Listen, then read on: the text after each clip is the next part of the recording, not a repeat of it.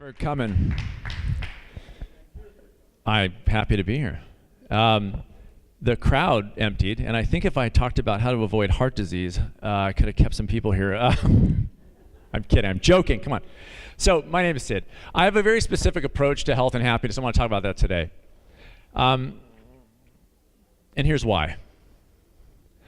Because it is my belief and strong feeling that behind every lecture of all the wonderful things that plant-based diet can do for you, and there are many, on heart disease, on diabetes, on cancer, on stroke, on Alzheimer, on Dawn or on Vixen, I just came up with that.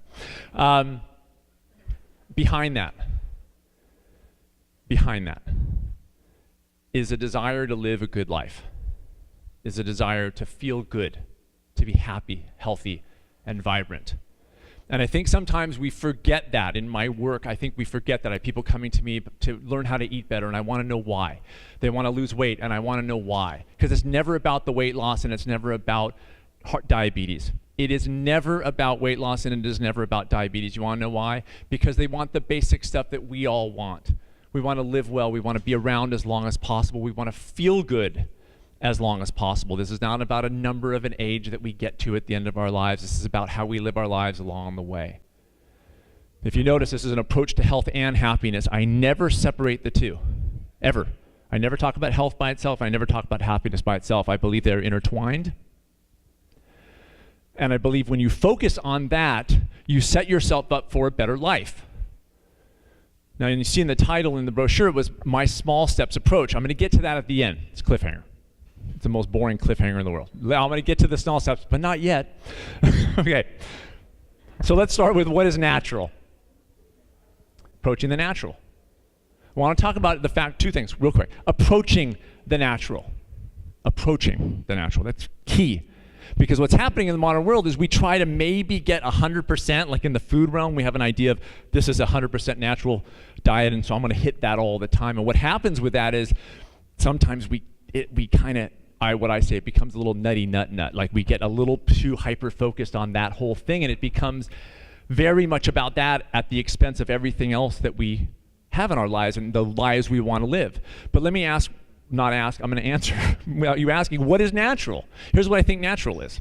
I don't think it's like a hippie, man. I'm not against hippies, I just don't have the hair for it, so I'm not saying that. There's no judgment. I'm just saying it's not that kind of natural. It's a balance with our environment and a balance in our bodies. Here's what I mean, because balance is kind of overused, like sustainability. But there is a natural state in our bodies within which we thrive, and that is that it's a relatively low stress state, not a no stress state. That's me sitting on the couch with stuff not healthy. That's a low stress. That's a no stress. It's a little bit of stress. That's our balance. That's us in the wild, actually. And if you look in the wild, I think it's kind of a good place to look. If you look at the wild, you look at animals, they don't exercise. We're the only ones that exercise. We're the only ones that go from 9 to 9:30, I'm going to run on a treadmill, go nowhere, and just do this, and then I'm going to sit in front of a computer for 8 hours for the rest of the day and do nothing. Every other animal, I'm going to walk over here to get this food, I'm going to climb this tree, to do the things that I do in life. If we look to the wild world, the wild animals, we don't see whales going, can you guys wait up? I shouldn't have had that last plankton. Oh, God. There's a nice little kind of thoughtless existence, at least as I perceive it, of balance, of eating till we're good and moving our bodies as an integrated way that we live. Here's what I want to do. I want to not say we got to model that. We can't. We live in this crazy world. Now, some people say, if we invented this world, it's natural because we invented it, and I don't think that's true. And the reason I don't think that's true is because we're not really doing well in this world. We have this weird brain. We have this creative kind of next level brain that can invent an iPhone. But at the same time, we are an animal. We really, really are an animal, actually are an animal. And because of that, we have needs much like every other animal that we are not attending to for the most part in the modern world. This is why I think this is an extremely important subject to discuss, because I think it's more important, no judgment here, I promise, But it's more, to me, it's more important, it's the baseline before you get into any discussion about protein or diabetes or anything else. This is the core, this is the thing. How do you live a good life? This is the thing. Can you eat better and feel better? For sure. For sure. But we have to attend to understanding that approaching the natural is a philosophy that says, understand you're an animal, understand that because of that you can kind of have a good idea about what feeds this organism in context of the animal, and then do a little bit by degrees day to day. Understand movement is better than non-movement. Too much movement is not as good as a good amount of movement. I'll get into this in a second. I'm confusing the crap out of you. Sorry about that. I'm confusing myself. But I think we can be informed to say if we include a little bit more of what's natural to us as a species. See, there's a big separation between these two things. Ready? What's normal in the modern world and what's normal for us as a species. What's normal for us in a modern world is going to a restaurant. We sit down and we have dinner and it's combined and spiced and cooked and altered and changed and it gets us high and it's amazing and I love it too. But then that's normal because we all eat in restaurants, big deal. But not for us as a species. It's normal for us to sit in front of that computer for 8 hours, like I said. We all sit in offices and cubicles. Normal. It's normal. It's what we do. Humans. It's what we do. But not normal for us as a species. If we can bridge that divide just a little bit, not all the way, don't go nutty with it, but just a little bit, we bridge that divide, we do better.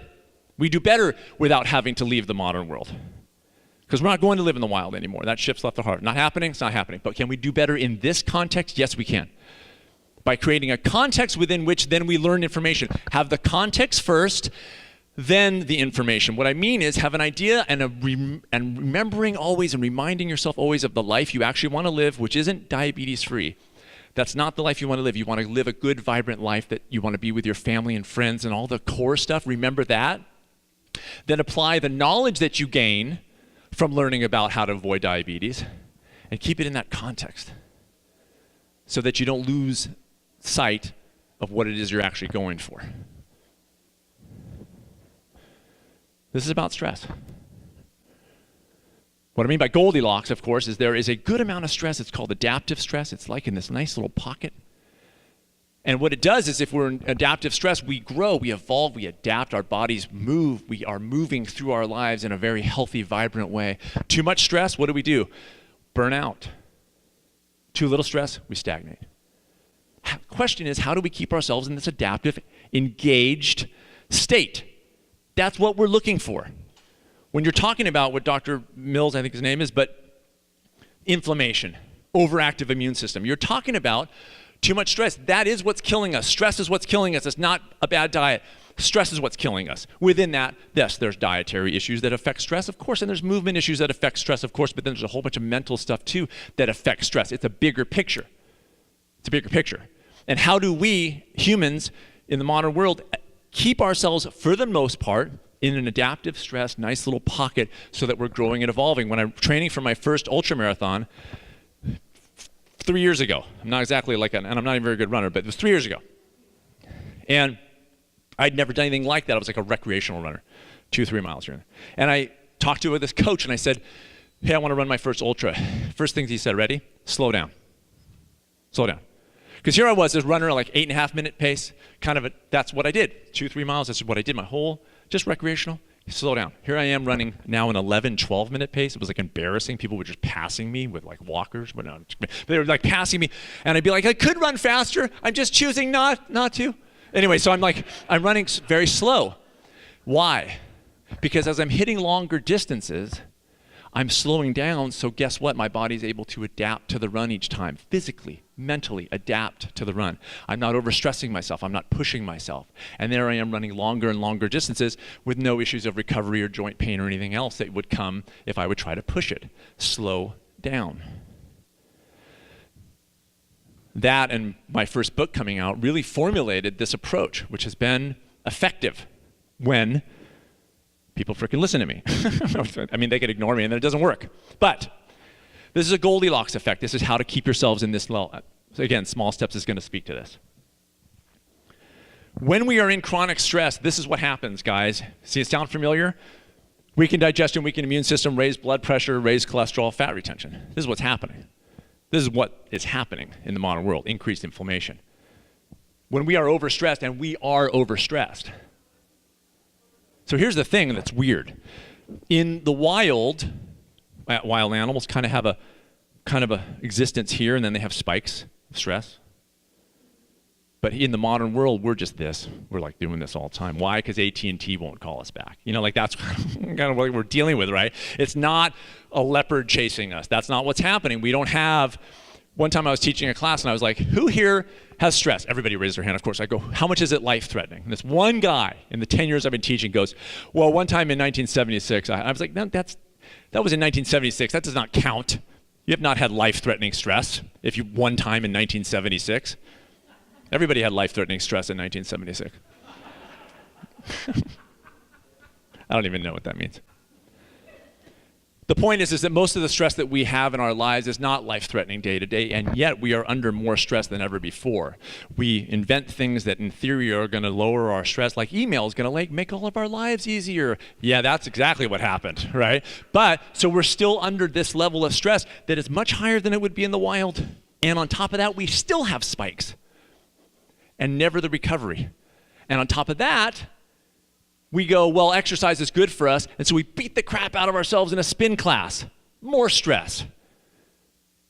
We're not counteracting it in an intelligent way that makes us actually healthier and happier, which is what we're going for. This is what's happening. More and more. And it's not about diet solely, partially, not solely. It is not about exercise solely, partially, not solely. It is a bigger picture than all those things. So I set up nutrition in two sections. One, physical nutrition. We've all heard about it. It's what we mostly focus on. Ready? Food movement. Food movement. Food and movement. That's 99% of our, if I just exercise and eat well. Or if I don't want to touch my food, I just exercise harder. And that's going to deliver. And yet, it kind of isn't delivering. Why? Because there's a bigger picture which is here. Which is why. Well, before I even get to that, the reason, in my opinion, that food and movement aren't enough is because of what I call the great overthink. Because as wonderful as these lectures that you've seen and heard about, again, plant-based statistics, it's amazing. They're incredible, the studies showing how good a plant-based diet is for everything. It's so good. It's so amazing. Of course, I'm a nutritionist. I recommend it. It's fantastic. But to me, there is a divide that is hurting us. And here's the divide. What we can know about nutrition and what we need to know about nutrition. Think about that for a second. What we can know is amazing. We know more than any other species by far, and we know more now than we've ever known in the history of mankind about nutrition, and therefore, with all that knowledge, it would obviously lead us to believe that we're getting definitely healthier, right? Oh, wait a second. We're not getting healthier, even though we know more than we've ever known. Why? If we know more, why? Because we're not implementing it in an intelligent way. Again, so what I'm trying to do is, like, bridge the divide between what's normal for us in the modern world and what's normal for us as a species, as an animal. I'm also trying to bridge the divide between what we can and what we need to know, saying, learn just what you can so that you don't suffer from the great overthink, which is hyper-focus on food, hyper-focus on exercise. Zone 2 exercise, perfect heart rate monitors. It's great, it's fun. Is it necessary for health? 100% not. Measuring, counting, weighing. Not necessary for health. No wild animal does it. We don't need to do it. I have removed more clients off portion control than probably anything else. Why? With one question. Do you want to be somebody who portion controls and measures and counts and has a Google Doc of all your freaking Fitbit blah, blah, blah? No, never. Unless it's fun. I've just never had a client that thinks it's fun. I had a client one time in Pittsburgh. She goes, well, I have a friend in Los Angeles, and she counts calories, and she's totally thin. I said, probably. I go, do you want to count calories every day? She goes, no. I go, okay, good. Let's get back to work. I can make everybody in here who wants to lose weight, lose weight. That's the easiest thing in the world. How do you get somebody to live a happy, healthy life? How do you get somebody to live as a vibrant, energetic, happy person every day? That's not hard. That's not easy. That's not easy. That's difficult. That's the challenge. That's the challenge. Weight loss is easy. That's why diet books sell more than the books I wrote by thousands of times, because I make you excited. I'm going to solve your life in 21 days. You're welcome. What happens on day 22? Not my problem. Good luck with that, day 22 and beyond, for the rest of your life, forever, when you have no idea what to do because you have no skills to manage a long-term shift in health and happiness. We are built in the Western world, and I'm not anti-Western medicine. I want to be very clear on that. I'm not anti-Western medicine. However, it has set us up for an expectation of immediacy. We have a headache, Tylenol, upset stomach, Pepto-Bismol, and it's gone. Bacterial infection, antibiotic, boom, within a very short period of time, good, good, good. When it comes to food and movement, it's not like that. We might see little things, but the benefits of those things are long-term in nature. And if we expend a bunch of stress initially with that shift to healthier eating, we may not even feel any of that stuff, and then we're going to fail because we burned ourselves out and then feel worse after that. That's hence the yo-yo dieting. 98% of diets fail. Why? Because they don't teach people how to live as a person who eats healthy, period. I'm going to follow this thing that somebody else told me to do and then stop afterwards. And then when I can't do it anymore, I feel like I failed. Yeah, that's fair. The great overthink is that we are spending too much of our mental energy, in my opinion, on food and movement. Too much. An inordinate amount. We're focused, hyper-focused on healthy diets. People eating very good diets come to me because they're not feeling well. And I go, I'm not touching your diet. Your diet's fine. I've done that several times. I'm not touching your diet. But I have because of things that are non-food related. That's why. Bigger picture than food. Almost every single time. Here's the deal. Physical nutrition, mental nutrition. What is mental nutrition? The stuff that we feed our minds with. The stuff that we do beyond food and movement to enhance our lives. Like when we're standing in Starbucks line, all of us, when we're standing in line somewhere, we take a few minutes and we take some deep breaths and we kind of chill, right? Isn't that what we do? CNN. We're not feeding our minds very well, and here's what we could be doing and are not doing. Meditation, journaling, socializing, art, creativity. I used to play guitar. I don't have time anymore. I don't have time to hang out with friends. Meditation. Meditation's 45 minutes on a pillow in front of a Buddha. Doesn't have to be. This is the stuff that is equally as important as physical nutrition. I am not kidding. This is the stuff that we are not making time for because we are overthinking food and nutrition. And I'm seeing the effects of that in the world, in my clients, in the work I do. I'm seeing the effects of that, the negative effects of that. People not living healthy lives, regardless of how much they've decreased their chances of getting heart disease. So, small steps. This is my particular approach of small steps. You may have seen other people talk about it and they go micro movement, 2 minutes of your blanket down into, here's my definition of 2 minutes of small steps. Here's my definition of small steps. And I'll start by answering this question, is small steps, let me define it first. Small step is something that you can take on today in virtually any area, physical or mental nutrition. Something you can start doing today that isn't gonna, guess what, overtax you or undertax you. Something that you can start, action, achievement today that can change your life today. Not magic, change your life. Significantly? Probably not. We'll get there later. But what can you do today? So let's use meditation, for instance. Because I've had clients that I think would benefit from some sort of meditation thing. So I have started with their feedback, 1 deep breath per day. But that's not meditation, Sid, really? One conscious deep breath per day, you're going to tell me that's not meditation? It is meditation. It is meditation. Is it enough to lower your blood pressure? No, we're not there yet. Because what happens when you bring in an action at a level that keeps your overall stress low, you are setting yourself up for long-term change, and the long-term change will eventually get to the point that meditation lowers your blood pressure. Why? Because 1 deep breath turns into 2 deep breaths, and 2 deep breaths turns into 5, and 5 turns into 30 seconds, and 30 ticks, and you know where I'm going with this. It sets you up for long-term. Is it natural? I believe it is. Why? Because in the wild, again, stress levels relatively like this. Peaks, sure, okay, fine. We get chased by a leopard in the wild, fine. But then here. But modern world, we got this, like I said. Why I think small steps is part of my natural philosophy is because it is understanding the inordinate amount of stress that we're under in the modern world and taking that into account when we decide to change our lives for the better, when we want to improve our lives. We understand, here's where I'm starting. And as much as I want weight loss so bad. I just know if I had weight loss, I would be the happiest person in the world. And where am I going to go? To a flashy diet. Why wouldn't I? It's delivering as fast as possible, it says. 10 pounds in 21 days. Until you think about it just for a second longer and you realize you don't even care about the 10 pounds in 21 days. And it's heartbreaking to me when I hear people interviewed that were on The Biggest Loser who feel like they failed because they gained the weight back. I tried meditation. I tried journaling. I tried this. I tried that. I failed. Why? Because you took on too much, most cases. You're not understanding that this is where you're starting. And if you're starting here, you understand the realities of the modern world.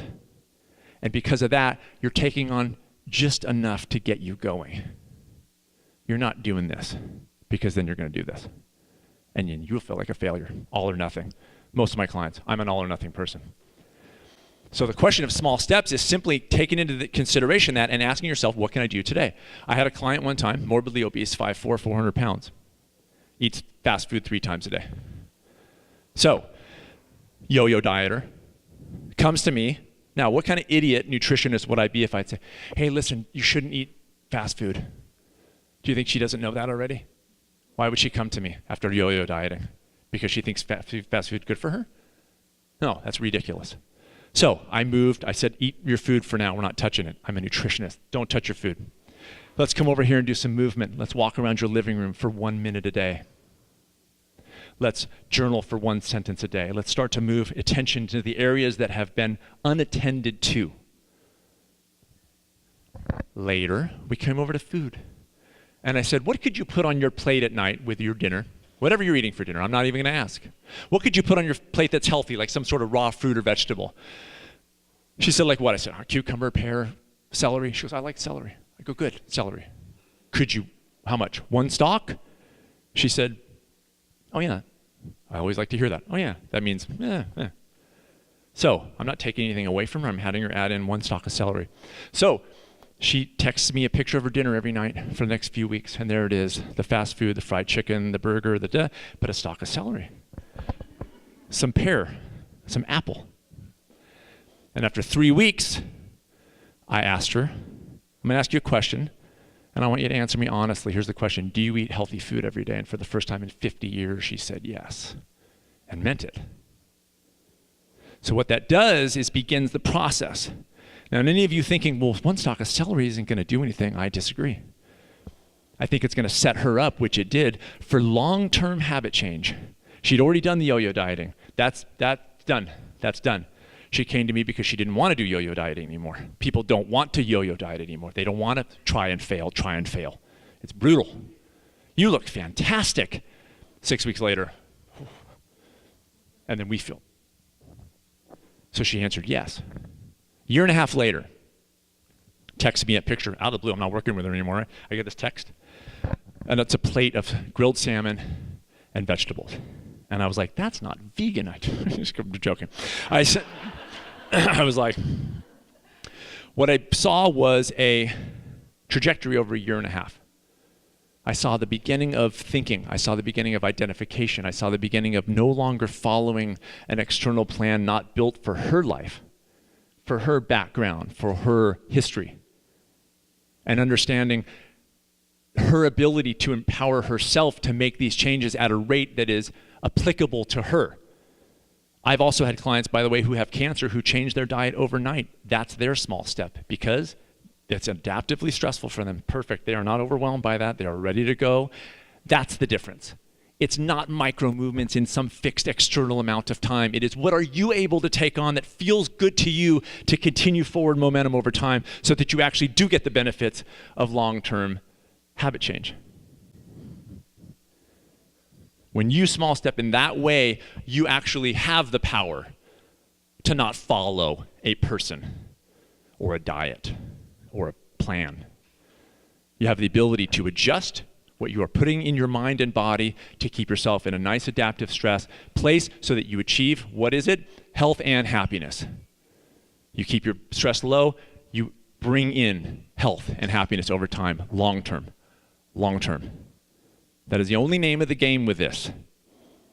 And even in the vegan world, and they asked me to do a talk on this year, because usually I kind of delve more into the vegan thing when I've done these things. This applies to the vegan world. It really, really does. Because we can stress ourselves out by making these changes too fast. If we're ready to go, go, man. If you're ready to go all the way, go if you're ready. If you're ready. If you're ready. You've got to be able to answer that question first. Understand the life you want to live. Remember the context that is about a health and happy life long before it is about anything else. And then when you decide to make changes in your life, understand that you are setting yourself for long-term success when you keep your stress levels at a manageable place, and understand that it is important to enable yourself and empower yourself to do this long-term. Thank you very much. I'm happy to answer any questions that you have, if you have them.